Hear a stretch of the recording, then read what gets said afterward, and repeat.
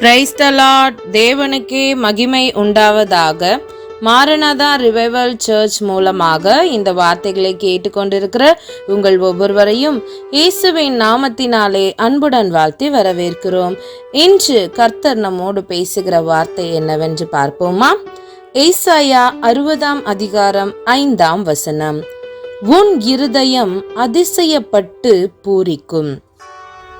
ஆமென். அன்பான தேவ பிள்ளைகளே, இன்று இந்த வேளையில உங்கள் இருதயம் அதிசயப்படத்தக்கதான ஆசீர்வாதத்தை தேவன் கட்டளையிட போகிறார். அதைத்தான் இந்த வேளையில உங்களுக்கு வாக்குத்தத்தமாக கர்த்தர் இந்த வார்த்தையோடு பேசிக்கொண்டிருக்கிறார். இது எல்லாம் என் வாழ்வில் நடக்குமா, இதெல்லாம் சாத்தியமாகுமா என்று எண்ணி கலங்கி கொண்டிருக்கிறீர்களா? உங்களை பார்த்துதான் கர்த்தர் இந்த காலை வேளையில பேசுறாரு. உன் இருதயம் அதிசயப்பட்டு பூரிக்கும் என்று சொல்லி, நீங்கள் பிரமிக்கத்தக்க அதிசயத்தை உங்கள் கண்கள் காணும்படி கர்த்தர் செய்ய போகிறார். கர்த்தருடைய மகிமையின் ஒளி உங்கள் மேல் உதிக்கப்படும் பொழுது உங்கள் இருதயம் அதிசயப்பட்டு பூரிக்கும். சில நேரங்களில் நமது வாழ்க்கையில் இருள், துக்கம், குழப்பம், தோல்வி போன்ற காரியங்கள் தொடர்ந்து வந்து கொண்டிருக்கலாம். ஆனால் தேவன் அதை எல்லாவற்றையும் உங்கள் வாழ்க்கையில் நடக்கும் ஒவ்வொரு செய்கையையும் அவர் அறிந்து கொண்டிருக்கிறார். அவர் நம்மை ஆசீர்வதிப்பதற்கு, ஏற்ற வேளையில் நம்மை உயர்த்துவதற்கு அவர் ஒரு காலத்தை குறித்து வைத்திருக்கிறார். அவருடைய பலத்த கைக்குள் நாம் அடங்கி இருக்கும் பொழுது கர்த்தர் சரியான நேரத்தில் நமக்கு ஒரு அற்புதத்தையும் அதிசயத்தையும் செய்வார் என்று நாம் விசுவாசிக்க வேண்டும். கர்த்தர் குறித்த காலம் வரும்போது உன் இருதயம் அதிசயப்பட்டு பூரிக்கும். நீ எதிர்பாராத நேரத்தில் நீயே நினைத்து பார்க்க முடியாத அளவிற்கான அதிசயத்தையும் ஆசீர்வாதத்தையும் அற்புதத்தையும் தேவன் உன் வாழ்க்கையில் கட்டளையிடுவார். ஆனால் நாம் செய்ய வேண்டிய காரியம் என்ன? அவர் மேல் விசுவாசம் வைத்து அவருடைய வார்த்தைக்கு கீழ்ப்படிந்து நாம் நடக்கும் பொழுது நிச்சயம் நம்முடைய வாழ்க்கையில் அதிசயத்தையும் அற்புதத்தையும் கர்த்தர் செய்வார்.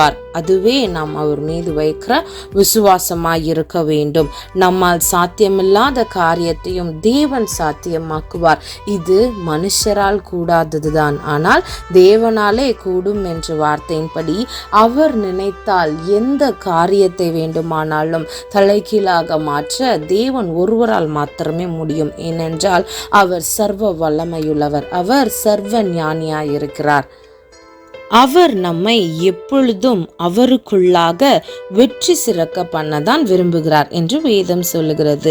ஆகவே தேவன் இன்று உங்களுடைய வாழ்க்கையில் ஒரு புதிய துவக்கத்தை கொடுக்கிறார். இன்று நீ எதை எதிர்கொண்டு இருந்தாலும் தேவன் உன் வாழ்க்கையில் ஒரு புதிய ஒளியை வெளிப்படுத்த போகிறார். உன் இருதயம் அதிசயப்பட்டு பூரிக்கும் என்ற வார்த்தையின்படி கர்த்தர் மகிழ்ச்சியினால், சந்தோஷத்தினால், சமாதானத்தினால் உங்களை நிரப்ப போகிறார். நீங்கள் விசுவாசியுங்கள். கர்த்தர் நிச்சயமாக ஒரு அற்புதத்தையும் அதிசயத்தையும் உங்கள் வாழ்க்கையில் செய்ய அவர் வல்லவராயிருக்கிறார். இப்பொழுது நாம் ஜெபிக்கலாமா? ஆமென். அன்பின் ஆண்டவரே, இந்த வார்த்தையின் மூலமாக நீர் எங்களை திடப்படுத்தினதற்காய், சமாதானத்தை எங்களுக்கு அருளினதற்காய் உமக்கு நன்றி செலுத்துகிறோம். அப்பா, எங்கள் இருதயம் தோய்ந்து போயிருக்கிறது ராஜா. எதையோ குறித்து, எந்தெந்த காரியத்தையோ குறித்து கலங்கி கொண்டிருக்கிறதப்பா. ஆனால் என் தேவன் நீர் கொடுத்த இந்த வார்த்தை எங்கள் இருதயங்களை தேற்றுகிறது ஆண்டவரே. எங்கள் இருதயம் அதிசயப்பட்டு பூரிக்கிற அளவிற்கான காரியத்தை என் தேவன் நீர் செய்ய போகிறீர். அதை நாங்கள் விசுவாசிக்கிறோம். நிச்சயமாகவே முடிவு உண்டு, உன் நம்பிக்கை வீண் போகாது என்ற வார்த்தையின்படி எங்கள் வாழ்க்கையில் ஒரு அதிசயத்தையும் அற்புதத்தையும் என் தேவன் நீர் காண்பிக்க போகிறதற்காக உமக்கு நன்றி செலுத்துகிறோம். எல்லாவற்றையும் உம்முடைய பாதத்தில் அர்ப்பணிக்கிறோம். இயேசுவின் நாமத்தில் ஜெபிக்கிறோம் ஜீவனுள்ள நல்ல பிதாவே. ஆமேன், ஆமேன், ஆமேன். God bless you.